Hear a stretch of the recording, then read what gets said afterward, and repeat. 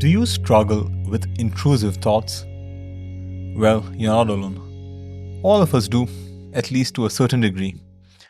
But the worst problems that are caused because of intrusive thoughts in our lives is due to misconceptions that we have about them, wrong ideas that confuse us and that make things much worse. Today we have with us Reverend Father Francois Bande Thank you very much, Brother John. and Brother Plinio Basim. Salve Maria. And Father Bande is going to delete from our heads some very common misconception, lies about intrusive thoughts, and is going to give us a lot of, let's say, spiritual freedom after this, podcast. Very good, very good. Yes, intrusive thoughts, Brother John, are unwanted thoughts. All right, they're unwanted thoughts. Sometimes they can be quite distressing. All right, they can be distressing thoughts, but they are unwanted. So why are they distressing? Well, because sometimes they can be very, very repetitive, right? And you can't get them out of your mind. But there are certain ways of distancing ourselves from these thoughts and not feeling distressed and understanding Catholic morality with regards to these thoughts. Because our imagination, our imagination, we could call her the crazy person in the house. You see, our imagination, it does exist, and we do have a lot of, let's say, thoughts, and a lot of them can be good.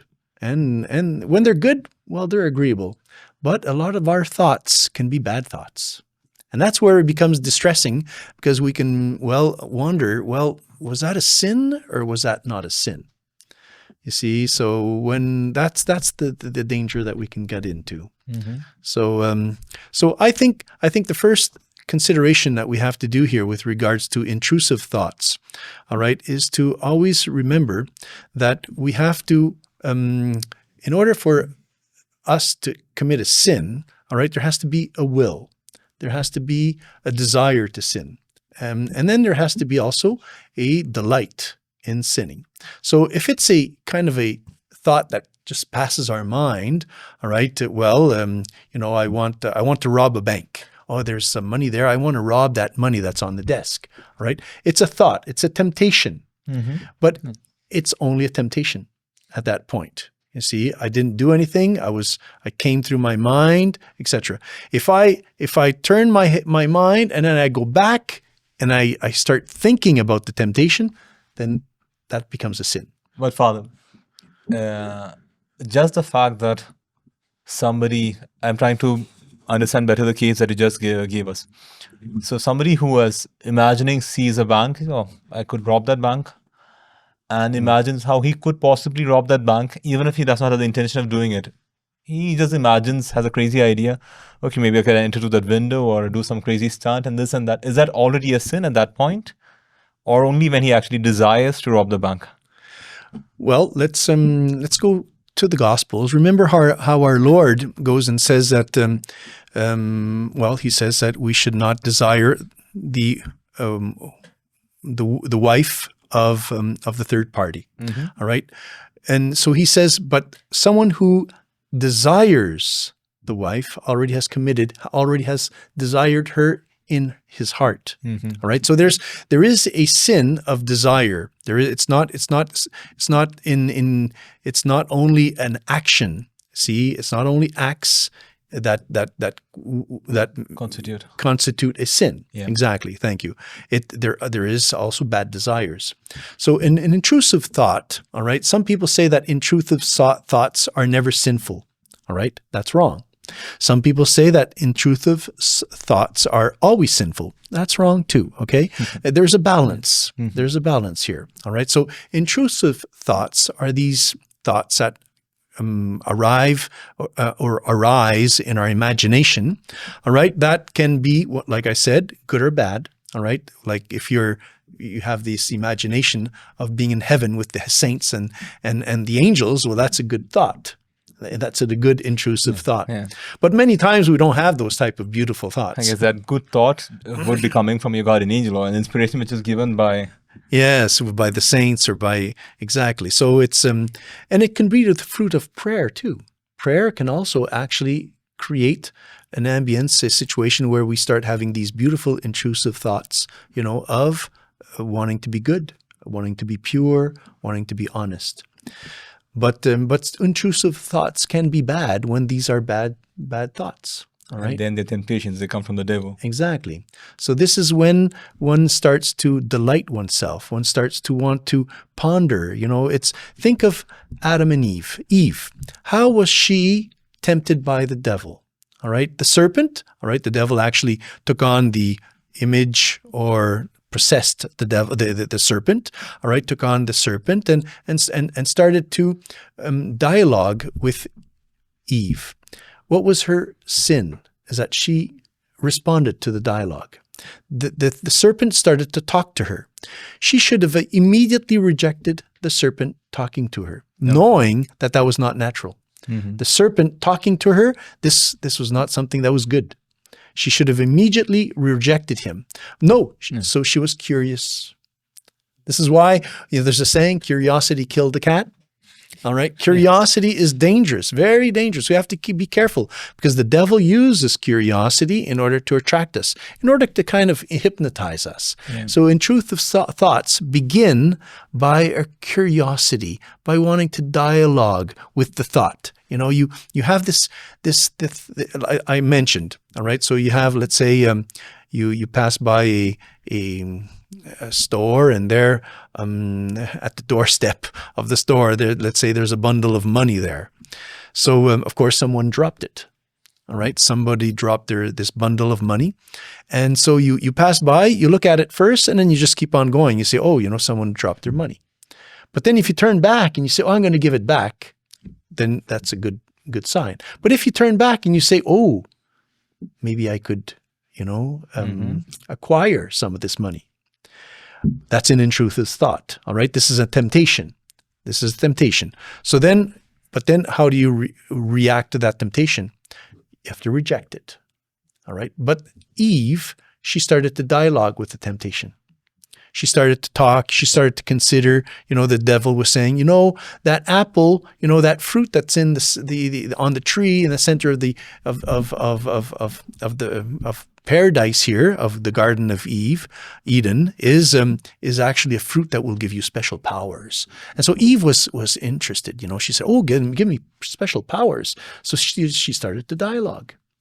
This is when it becomes a sin. Mm-hmm. And then from bad thoughts, it becomes bad actions. Yeah, and then I guess you've already committed sin. Even if you did not physically do it, the fact that, but Father, this is interesting what you mentioned now about consent, about when the person dialogues, because often, of course, these things are very delicate in a spiritual life. In the physical world, I know well if I've picked up my watch, I left it on the ground. But in the spiritual world, in my mind, I'm not always sure. Was that just a temptation, or did I consent to it? Did I dialogue, or was just the devil creating an inner dialogue which was not me? We do pass through these things where we are not sure how far I did consent. When in doubt, Father, what do we do? Well, if you're in doubt, you haven't committed a sin. All right. Always remember that. All right. So because the benefit of the doubt is always for the one who's being accused. Okay. Okay. So in Catholic morality, all right, the church is a mother, and so we should always remember that for a sin to be a mortal sin, well, there's the condition of wanting. There has to be your will, right? Consent. Right? It has to be. So if you're in a doubt, oh, did I commit? If I did not commit, well then, unless, you have some illusions that you were under drugs or whatever, you were not completely present there, of course, if you're not completely sure, then it's not a sin. But in these cases, Father, what do? We just move on with our life, or do we confess, or? So it's it's an interesting question. So if you have this intrusive thought, all right, this bad thought that comes to you, all right, if it's a good thought, then you should nurture it. Okay, once again, all right, these good thoughts are always to be nurtured. If you're in the company of the angels, if you're doing something good, then perfect. But if it's a bad thought, all right, and many times these intrusive thoughts are very embarrassing. Why? Because they're ugly. Intrusive thoughts many times are, they can bring distress. Sometimes they're not sinful. All right. Like, for example, a mother, all right, who's very caring for a little baby. All right. But then the mother starts to, have this intrusive thought that the baby, well, I'm just afraid my baby is going to stop breathing. I'm afraid my baby's going to stop breathing. She's going to stop breathing. So she gets distressed because she has these thoughts. No, my baby's going to stop breathing. She starts to. So this is actually it could be a sickness. All right, a psychiatric weakness that the person has that imagines things that don't exist. All right, they're not. I mean, it could happen that the baby could stop breathing, all right? But, I mean, the possibilities are so remote. And then what can you do? I mean, even if the baby does start to breathe, you see? So it's so there are intrusive thoughts, all right, that can fall into a sickness called OCD, all right? Obsessive compulsory disorder, all right? But this is rare. All right, this is rare. We're talking about more intrusive thoughts, more to do with morality. You see, so when somebody, they have they're driving on the road and they have this tendency of road rage, so they start wanting to hit the other car in front of them. So they have this intrusive thought, I'm going to bang him, I'm going to bang him, I'm going to bang him. And so, just because of some situation that occurred in traffic, so you have this intrusive thought that wants to kind of force you to put that thought into action. Now that is dangerous. That is a sin already. If you start to nurture it, you see. But if it starts to persecute you, this thought just kind of brings you just reject it. You see, then you're not sinning. Okay. That's very clear, All right. Father. So the first misconception is very clear. I think you've made it clear when it is a sin, when it's not a sin, because we find misconceptions to both sides. People who Yes. think it is, people who think it's never a sin, people who think it's always a sin. Exactly. You have to be careful. There's a balance there. Intrusive thoughts, all right, are not always sins. All right, and they can be this, your the fruit of something that you lived. All right, or that you saw. All right, let's say a young man, for example, he had to go to the shopping center, and there he saw some bad images. All right, there were some bad pictures that were being exposed there, and he saw some indecent people. All right, on these pictures. He goes out of the shopping mall. Of course, these indecent pictures can come back to him. So you're supposing a case, of course, when the person did not want to look at it. There we go. Yeah. But he did see them Without desiring to. without desiring them. So this kind of awoke his imagination. All right. But he doesn't want to have part with these indecent images. All right. It can happen also with a young lady. A young lady also could have these, indecent images kind of start to persecute her. So at this point, it's not a sin. If person, the young man, the young lady, they reject them. You see, it becomes a sin when you start to, like Eve, to dialogue with by being curious. I saw this image, I saw this picture. I'm curious. What's behind this, etc. Then that becomes a sin. It can become a venial sin if it's a kind of a quick curiosity. All right. They always say it's the second glance. You see, if you're driving in a car and you see a immoral publicity billboard or whatever, somebody he was immorally dressed, all right, and you just pass by, it was a glance. That first glance is not a sin. The second glance is a sin of curiosity. You see, but it's a venial sin. All right, the second glance is already still a venial sin because it was just curiosity. But then if you fix yourself, you fix yourself on that, then it becomes a mortal sin. All right, it could become a mortal sin. So the idea here, all right, is to always be careful because this will suscitate intrusive thoughts. Your imagination, if you see what we see around us, all right, influences us, and so and kind of brings these thoughts to our mind. And so we have to reject them. Okay. All right. So the first misconception is very clear, Father. What will be the next one? So some people think that in front of intrusive thoughts, all right, bad imaginations, all right, the only and what is sufficient is just to reject them. All right, just to, if you have these bad thoughts come to you, for example, all right, and so you reject them, of course. And some people think that that's all that's needed. When you have these bad thoughts come to you, intrusive thoughts, all right, all you have to do is just to reject them, just to think of something else. That's not sufficient. Okay. All right, that's not sufficient. There's a remote preparation that you have to do in order to be strong in front of intrusive thoughts. This was what lacked in Eve, for example, in the Garden of Eden. All right, Eve, she lacked that preparation, all right, of her, in order for her, when she met up with the serpent, the talking serpent that wanted to hypnotize her, all right, she was not, all right, she did not have that initial preparation, that remote preparation of always already rejecting what was contrary to God's order. So, Father, you mentioned a few minutes back the case of the young man or the young lady or whoever in the shopping center who has a bad glance, or somebody who is in the wants to bang another car, whatever. In these cases, what would be the remote preparation in such a person's soul? Well, first of all, prayer.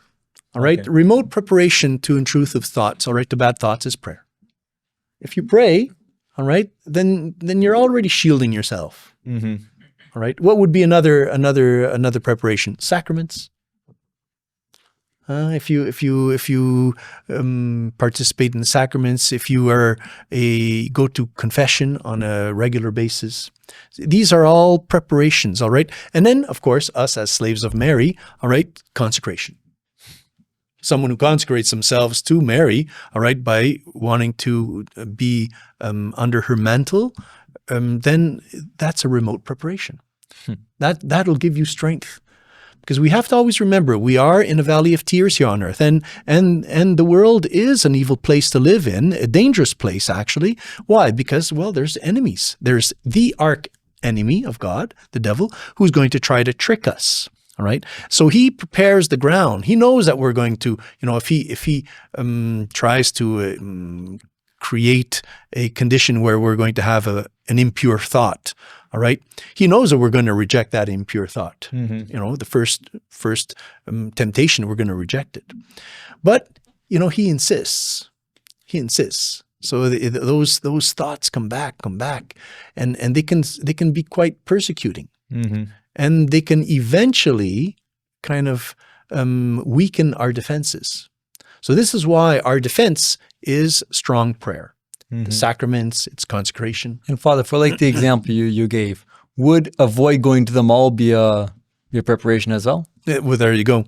That would be, yeah, of course. To avoid going to the mall would be to flee the occasion of sin, Yeah. right? We all have that obligation to flee the occasion of sin. But sometimes we can't avoid it, all right? Mm-hmm. There are times where, we have to go to the mall. Why? Well, because that's where that store where I need to buy that object is going to be found. But for me as an adult. Now, for the teenagers, for my children to go running around in the store, in the shopping mall, right, to spend their evening there, well, I think that's a no-no. Mm-hmm.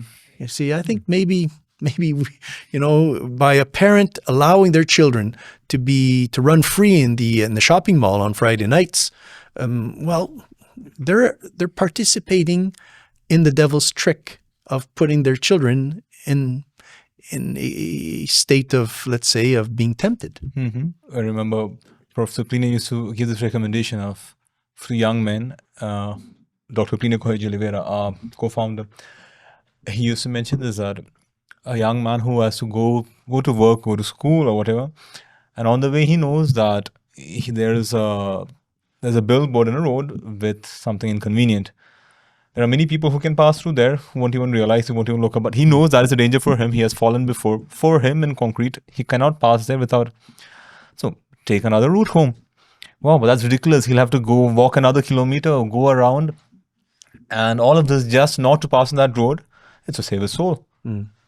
wow, it's so tough. Yes, but you're going to gain a lifetime of heaven for that. You just have to take a roundabout road.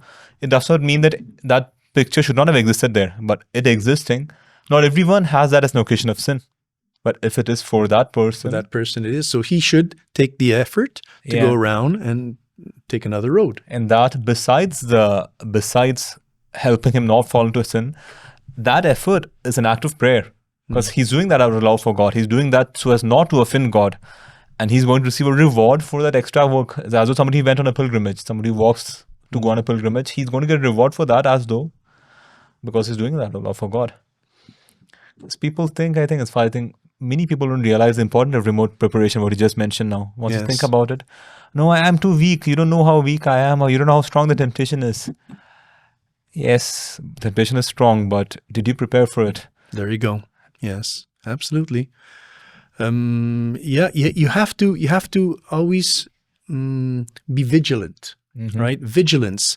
When our Lord went and invited the apostles to join him in the garden. It was the Garden of Olives. Garden of Olives, right? Just before his passion. He found them sleeping. He was praying, and he went to call upon them, and he found them sleeping. So that's when he said these words: "Be vigilant and pray, because the hour is near. The devil is very active. So we have to be vigilant, and vigilance is a form of prayer, kind of a defensive prayer. For I think the second point is also very clear now. So I think it's something that we should pay attention. Okay, remote preparation is something that is very, very, very important in our spiritual lives. And Father mentioned the consecration to Our Lady. I don't know if everybody that's here knows about the consecration to Our Lady. I don't know if Father John wants to explain better. It's an online course that we have where the person is prepared during a number of days with special prayers and beautiful classes to give yourself as a slave of love to Jesus through the hands of Mary. It's totally online, it's totally free, and we've seen it changing many lives, millions of lives around the world. People who have been able to break away from vice, get over their temptations, and really change lives. If you want to find out more, please take a look at the link in the description to find out more. So to be consecrated is the best way to remotely prepare yourself, all right, to fight these temptations. So don't be upset and don't be worried that you're having intrusive thoughts. All right, intrusive thoughts, these bad things that come up in our imagination, all right, are part of the human experience. Yeah. Unfortunately, this is part of our reality. It's our constitution. So if you have these bad thoughts that come, these bad inclinations or whatever, all right, it's a sign you're a human being. It's a sign you're a human being. You're not a rock. You're not a stone. You're not... And you're carrying the effects of original sin. Yeah, All right, original sin. Gave us as an effect this weakness. So It's disorder. It's a disorder that exists in the. yes, Like you're saying, there's the disease, the OCD, right? Yes, But obsessive. But that's a mental disease. of course, it's a mental disease. But we do have a disorder in ourselves. Yeah, we do. Because of Spiritual original disorder. sin, it's a spiritual disorder. Exactly. It's even reflected in our natural part as well. So this is why we have to learn how to deal with this. All right. This is why we're having this podcast. All right, because it's a reality. Intrusive thoughts, bad thoughts, imaginations that show up, do occur. So how to deal with them? All right. Well, the first thing, calmness. All right. We should not panic. We should not get despair. Nothing like that. So calmness, and just say no. If it's a bad thought, say no. If it's a good thought, say yes. Of course, we have that willpower, all right, to be able to, control. Maybe not always. These intrusive thoughts can sometimes be, it's difficult to control the imagination, all right? It is difficult, but as we progress in controlling it or trying to, we'll get stronger, all right? So this is why the second point here of remote preparation, all right? This helps us get strong in how to deal with these bad thoughts. Okay, fine. All right. So for example, if we know that we're going to be in contact with a image, a statue, a situation, people that will, for us, be an occasion of sin, well, then we have to remotely prepare ourselves either to flee these people or these situations, or if we can't flee them because we have to deal with them, all right, well then we shield ourselves with our consecration. You see, as slaves of love to Jesus through the hands of Mary, we invoke our guardian angel. We prepare ourselves also with celestial thoughts. I like to always think that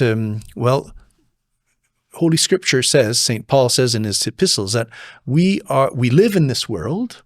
All right, Christians live in the world, and we are not different from other people in the world. We dress like people. We act like people. We're not extraterrestrial people. Yeah. You see, we're just normal people living in the world, but we aren't of this world. Mm-hmm. We act and we live. I mean, we have our hearts turned towards the real world, our real family, which is heavenly family. So we are like swans, all right, living in this world. What do I mean by that? What do you mean by swan? We're a swan. We're a swan. We're like swans living in the world. Okay, this is new. When I was in Rome doing my thesis there at the Gregorian, doing my doctoral, there was a park that was not too far from where I was living. And in this park, they had these beautiful swans, huge swans. Like I've never seen big swans, so big like this, but beautiful, all white, clean, and extraordinary. And so I would see them in the water. They would be kind of paddling there in the waters with such grace, such elegance. And so you would see them, and I would sit there on the bench praying my rosary, contemplating this pond and then the swans and everything. And then all of a sudden, one of the swans would decide to get out of the pond. So the swan would start paddling, raise himself up there on the shore, let's say nearby, and then come out of the water. And I would look at the swan, and the swan had just come out of the water and looked like, well, he was dry right there and then. Like the swan was in the water, but would get out of the water and was dry. So the swan was in the water, but was not being wet or was not being dirtied by the water. You see? So this is what we have to be. We have to be like swans, that we are paddling here in this world, but we don't get ourselves wet by the world. We don't allow ourselves to be dirtied by the world. See, we're swans in the water, but we're above the water. Our heads are looking towards heaven. This actually, it was Dr. Plinio who actually, I remember him telling us an analogy with regards to a swan, or I don't remember if it was a swan or if it was a duck or if it was a geese. Anyways, he spoke about birds that are in the water, but they don't get influenced by the water. Mm-hmm. You see, so this is something that I remember Dr. Plinio teaching us. This is us Christians who are in the world. We are called to live in the world, to transform the world. We're called to try to make the world into a better place, but we're not of this world. Mm-hmm. You see, so this is a remote preparation. This is the way that we can kind of therefore reject all these bad thoughts that kind of try to assail us, to combat us, or to hinder us, to make us fail in our love for God. Yeah, it's very clear, Father. So this is the second, let's say, misconception. All right, people think that when I have a bad thought, I'll just reject it. No, you have to prepare yourself. Otherwise, it'll come back. It'll come back. Or you'll fall. No? You'll fail. You don't have the strength to prepare, reject at the moment. With the bad thought. Exactly. And then, Father? So the third aspect, all right, the misconception is some people think that we have to fight bad thoughts by confronting them. Okay. All right? No, we have to distract ourselves. All right? It's not enough to confront bad thoughts, to reject them, let's say. Okay? We have to distract ourselves. Because remember, bad thoughts, all right, intrusive thoughts, are thoughts that are generated by our imagination. Mm-hmm. And so our imagination, it's especially when we're new at trying to control our imagination, all right, or let's say we're inexperienced, all right, in controlling our imagination. Well, we of course, when a bad thought comes, we want to confront it.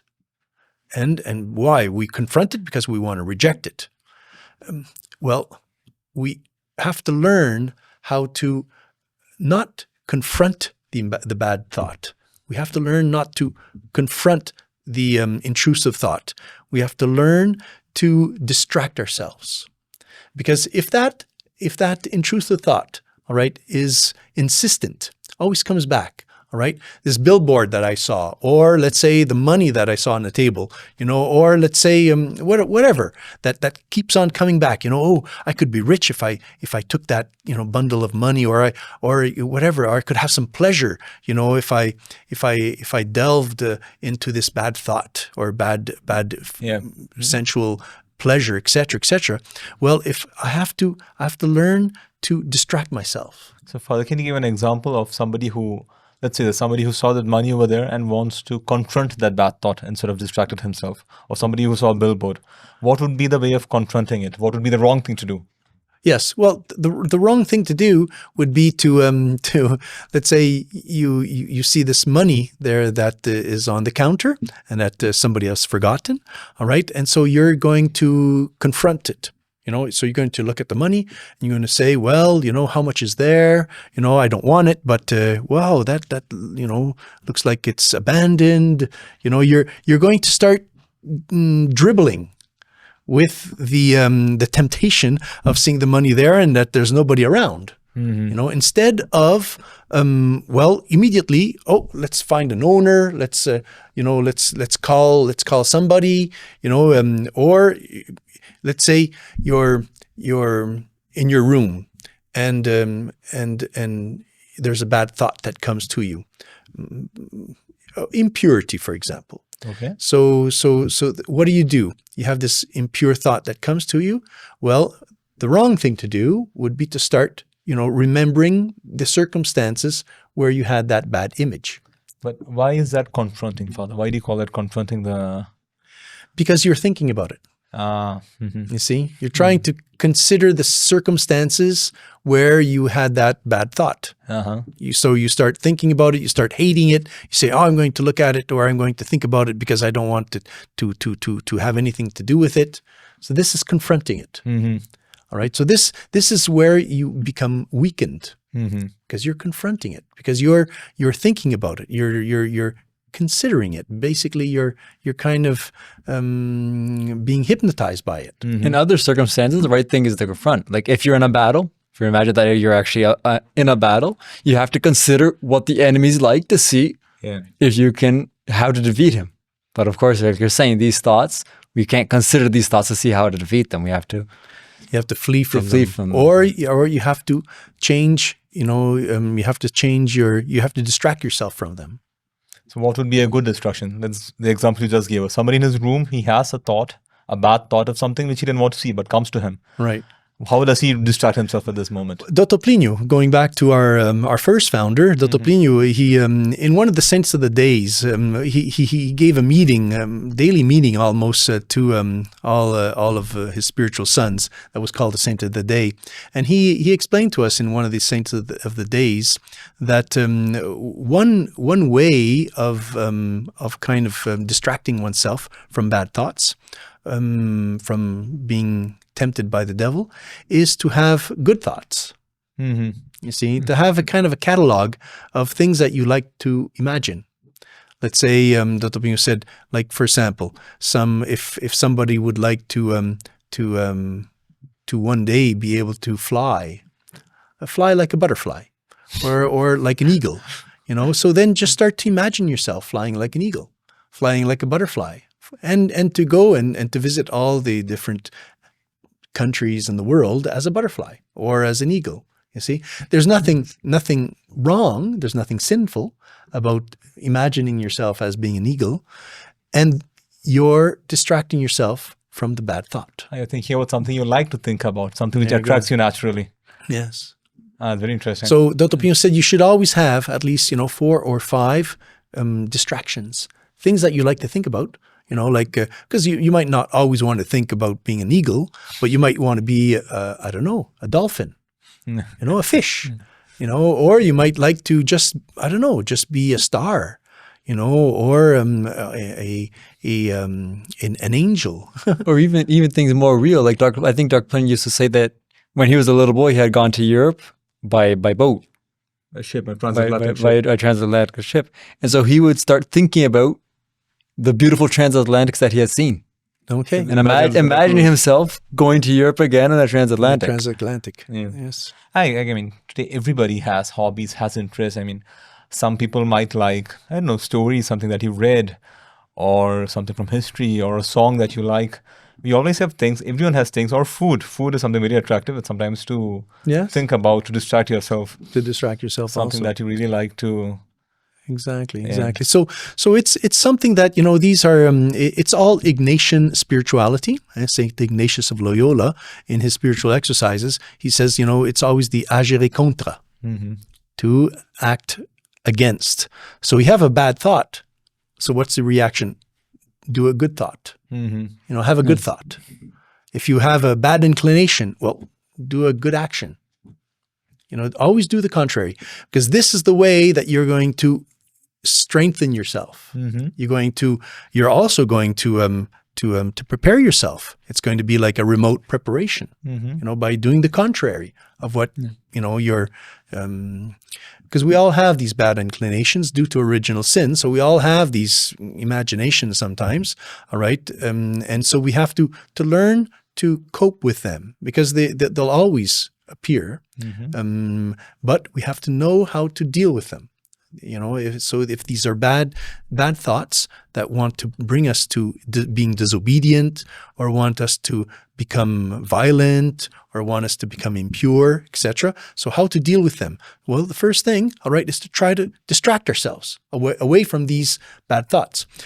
Remotely preparing ourselves, all right, and knowing that, these bad thoughts, well, if we don't deal with them in a proper way, well, they will eventually bring us to perform bad actions, which will be much worse, right? If it stays in the thought, if it stays in the mind and the imagination, it can be a sin, but it's not as bad a sin as when it becomes an action. You see, so if you don't want to have a bad action, then you have to cancel the bad thoughts. You see, so intrusive thoughts, all right, are not indifferent. We have to be careful. Some can be good, some can be bad. All right. When they're good, we can nourish them. When they're bad, we have to be cautious. Father Saint Louis de Montfort, the saint who received the revelation from Our Lady, who made the method of consecration that we spoke about before. When he was dying, one of his last words were this: as he was dying, he was a huge saint. He was a saint, as one of the greatest saints in all of history. Marian saint, Mariology is all based on his writings. And one of his last words where he looked up and said, "Now I will sin no more." Even at that moment, the devil was trying to tempt him with thoughts, trying to do. So he had to fight. So it's not something wrong. Imagine a saint as great as that had intrusive thoughts that he had to fight. There's nothing wrong in us having temptations and in them trying to. It's not so that we are sinners because of that. It's sin when we don't fight, when we give in to them, when we. Exactly. So it's because a just man sins 7 times a day. So it's our human condition. But we have this let's say tool that was given to us by God, which is love. And so love can cancel all these sins by just wanting to serve. This is why consecration, our course that we offer, and those who are able to consecrate themselves as slaves of love, this is why this is so important, because it kind of shields us. It helps us.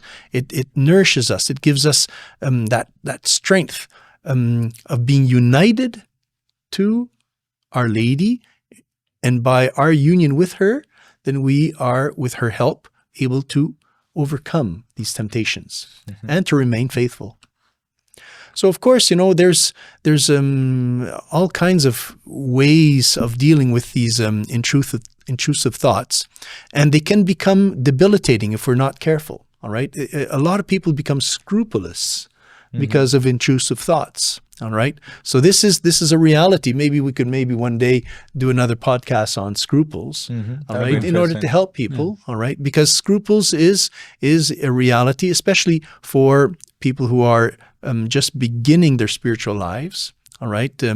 So they're not acquainted with the temptations of the devil and the tricks of the devil. And one of his tricks is scruples. Right. The devil likes to kind of enhance our wickedness, enhance the temptations, and make a temptation, which is just a temptation, become a sin. So a scrupulous person is to imagine something that is something to be a sin, which is not. If you'd like us to do another podcast about scruples, let us know in the comments. And if there are enough people who ask for it, we'll do another podcast, especially on this. Yes. Let us know. Let us know if you're interested, then we'll be able to do a podcast on scruples. But I think it's something that is real. I, as a confessor, all right, have come upon many people with scruples. I myself, am a survivor of scruples. Okay. All right. So maybe I could tell you my story there on the next podcast. So was Saint Therese. She passed through it as well. Many saints have passed through it. It's not something. It's kind of normal. I think we all are survivors of scruples. All right. If we are serious with our faith and with our desire to be agreeable to God, because scruples is one of the last tricks that the devil actually, that with presumptionness, to be presumptuous. Those are the tricks that the devil uses to make us fall.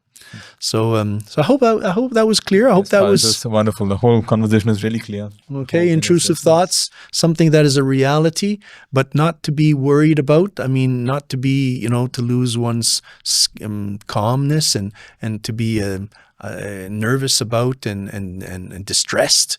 No, it's something that everybody has to deal with. And it's by learning how to deal with these intrusive thoughts, these bad thoughts, that we can kind of, grow in our spiritual maturity and being agreeable to God. Excellent, Father. So can you give us your blessing now? Dominus vobiscum, Et cum spiritu et tuo. benedictio Deo Patris, Patris et Filii et Spiritus Sancto, cens per vos et maiet semper. Amen. Salve Maria. Salve Maria. Salve Maria.